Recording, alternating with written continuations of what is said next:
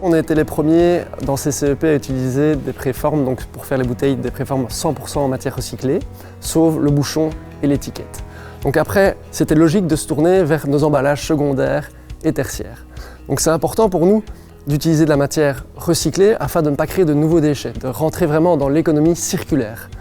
Alors ce recyclat, en fait, c'est simplement des matières qui ont été recyclées et en fait, ce recyclat devient la matière première pour des nouvelles matières.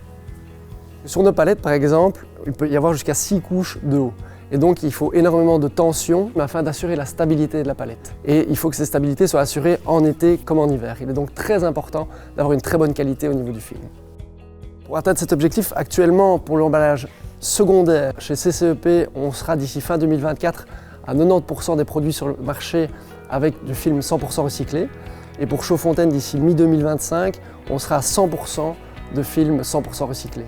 Pour ce qui est de l'emballage tertiaire, donc le film étirable, là on n'en est encore qu'au début, c'est-à-dire qu'on a 30% de matière recyclée dans ce film étirable.